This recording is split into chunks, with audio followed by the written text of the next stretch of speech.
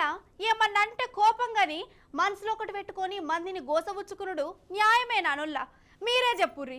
రాజకీయాలన్నప్పుడు సవాలచ్చా ఉంటాయి, అవి ఓట్ల నాడే చూసుకోవాలి, అంతేగాని మాటింటలేరని మనసులో కోపాలు పెట్టుకుంటే ఏందన్నట్టు గిట్లనే గరం అవుతురు మన తెలంగాణ జనాలు. అగో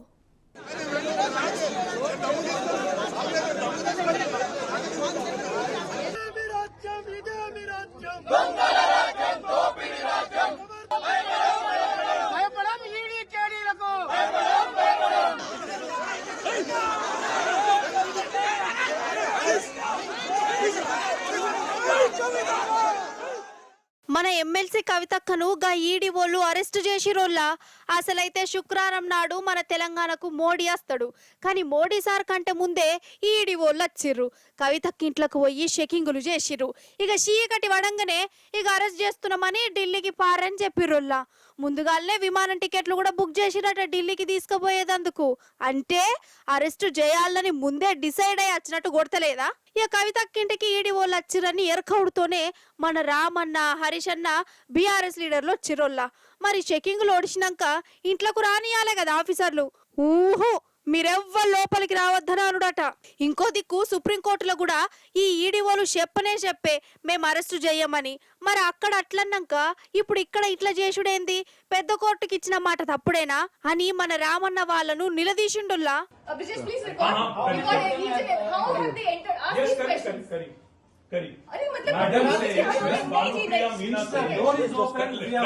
Madam Banupriya Meena says, search is over and arrest warrant is produced, and now she says, hold on, and now she says we can't come in.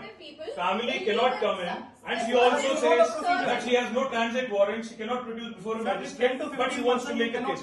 Listen, you have given an undertaking in Supreme Court, and now you're violating it. You're in serious trouble. You have the legal remedy always available. I'm telling you, you have come here on a Friday. అయినా వాళ్ళ ఇంట్లే మేము ఒక్కసారి decide అయితే మా మాట మేమే ఇనమన్నట్టే చేసిరు ఆఫీసర్లు. కవితక్కను తీసుకుపోయిర్రు. కాదోళ్ళ ఇదంతా చూస్తుంటే ఏమనిపిస్తుందోల్లా, దేశం మొత్తంలో మోడీ సార్కు ఎదురు నిలబడ్డది మన కేసీఆర్ సార్, మన బీఆర్ఎస్ పార్టీ. అందుకే కేసీఆర్ సార్ కుటుంబం మీద ఈ పువ్వు పార్టోళ్ళు ఎప్పటి సందో మనసులో కోపం పెట్టుకున్నారని ఎంతో మంది చెప్పిరు. ఏడాది 2 ఏళ్ల సంధి కేసీఆర్ సార్ కుటుంబాన్ని హరిగోస ఉచ్చుకుంటూనే ఉన్నారు. ఎన్నో అబద్ధాలు ప్రచారాలు చేసిర్రు. ఉన్నాయి లేనట్టు, లేని ఉన్నట్టు పుకార్లు లేపిరు. అయినా భయపడలే, తలదించలే. అందుకే గిట్ల కవితక్క మీద ఈడిని ఒసగొల్పిరని బీఆర్ఎస్ పార్టీలు చెప్తుర్రు. దుర్మార్గపూరితమైన ప్రచారం చేసింది. మాకెప్పుడు కూడా వాళ్ళతో అవగాహన లేదు. మేము వాళ్ళని ఎప్పుడు కూడా వ్యతిరేకిస్తూనే ఉన్నాం.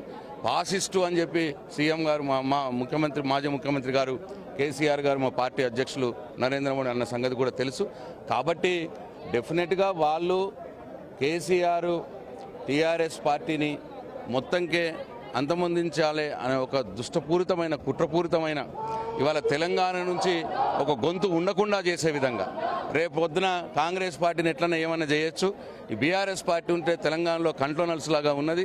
తెలంగాణ గొంతుకగా ప్రశ్నిస్తుంది. తెలంగాణ ప్రజల కోసం పోరాడతాడు కేసీఆర్. కాబట్టి ఈ కేసీఆర్ని, బీఆర్ఎస్ పార్టీని తుదముట్టించాలి అని చెప్పి ఒక కుట్రపూరితమైన చర్య చేస్తూ ఉన్నారు. కానీ వీటికి భయపడేది లేదు. మేము డెఫినెట్గా అటు కోర్టుల్లో కావచ్చు, ఇటు ప్రజాక్షేత్రంలో కావచ్చు తప్పకుండా ఎండగడతాం. మా పార్టీ నాయకురాలు, శాసనమండలి సభ్యురాలు కవిత గారి అరెస్టు అప్రజాస్వామికం, అక్రమం, అనైతికం. ఈ అరెస్ట్ను తీవ్రంగా ఖండిస్తూ ఉన్నాం. ఎందుకంటే ఒకవైపు సుప్రీంకోర్టులో కేసు పెండింగ్లో ఉండగా శుక్రవారం రోజు కావాలనే శని ఆదివారాల్లో కోర్టుకు సెలవు ఉంటుంది కనుక రాజకీయ దురుద్దేశంతో మా మీద బురద జల్లాలని, రాజకీయంగా మమ్మల్ని దెబ్బతీయాలని ఒక పథకం ప్రకారంగా కుట్రతో ఈరోజు బీజేపీ మా శాసనమండలి సభ్యురాల్ని అరెస్ట్ చేయడం జరిగింది. ఈ అరెస్టును తీవ్రంగా ఖండిస్తూ ఉన్నాం. రేపు పార్లమెంట్ ఎన్నికలకు నోటిఫికేషన్ వస్తుంది. ఇప్పటికే ఈసీ ప్రకటన కూడా ఇచ్చింది. రేపు ఈరోజు కవిత గారిని అరెస్ట్ చేయడం అంటే ఇది మా బీఆర్ఎస్ పార్టీని, కేసీఆర్ గారిని డిమోరలైజ్ చేసేటువంటి ఒక ప్రయత్నం. అంటే మమ్మల్ని ఏ రకంగానైనా డిమోరలైజ్ చేసి ఈ ఎన్నికల్లో రాజకీయంగా లబ్ధి పొందాలని బీజేపీ, కాంగ్రెస్లు ఈ రాష్ట్రంలో కలిసి ఇలా కుట్ర బంతా ఉన్నాయి. అయినా మా పార్టీ ఉద్యమాల పార్టీ. మాకు ఈ అరెస్టులు కానీ వేధింపులు కానీ ఈ కుట్రలు కానీ మాకు కొత్తేమీ కాదు. ఇలాంటి ఎన్నో కుట్రలను అక్రమ కేసులను అరెస్టులను ఛేదించి తెలంగాణ రాష్ట్రాన్ని సాధించినటువంటి పార్టీ మా పార్టీ. 14 ఏళ్ళు పోరాడి కానే కాదు రానే రాదన్న రాష్ట్రాన్ని సాధించినటువంటి పార్టీ మా బీఆర్ఎస్ పార్టీ. అందువల్ల దీన్ని తప్పకుండా మేము ఎదుర్కొంటాం, రాజకీయంగా ఎదుర్కొంటాం, న్యాయపరంగా కూడా ఎదుర్కొంటాం. మాకు న్యాయ వ్యవస్థ మీద సంపూర్ణమైన విశ్వాసం ఉంది. బీజేపీ కేంద్ర ప్రభుత్వ రాజ్యాంగ సంస్థలన్నింటినీ కూడా తనకు అనుకూలంగా పనిచేయించుకుంటుందని, తన జేబు సంస్థలుగా పనిచేయించుకుంటుందని చెప్పడానికి ఇంత మించిన ఆధారాలు ఎక్కడ లేదు. బీజేపీ ఈ దేశంలో రాజకీయ ప్రత్యర్థుల్ని లొంగదీసుకోవడం కొరకు, రాజకీయ ప్రత్యర్థుల్ని దెబ్బతీయడం కొరకు, ఎన్నికల్లో లబ్ధి పొందడం కొరకు మాత్రమే ఇటువంటి అన్నీ కూడా చేస్తూ ఉందన్న విషయం మనకు స్పష్టంగా కనబడుతుంది. ఈ 10 ఏళ్లలో వివిధ రాష్ట్రాలలో కూడా వివిధ ప్రతిపక్ష పార్టీలపైన ఏ రకంగా ఇటువంటి అన్ని ఉపయోగిస్తుందో, ప్రతిపక్ష పార్టీలకు వాళ్ళకు నోటీసులు ఇవ్వడం, వాళ్ళు బీజేపీలో చేరగానే ఆ కేసుల్ని క్లోజ్ చేయడం అనేది ఇప్పటికి 100లు మనం చూసినాం. అదే పద్ధతిలో బీఆర్ఎస్ని లొంగ తీసుకోవాలి, కేసీఆర్ గారిని లొంగ తీసుకోవాలన్న ప్రయత్నాలు చేసిండ్రు. కానీ ఈ దేశంలో కేసీఆర్ గారు ఒకరు నిలబడిండు ఎదురు.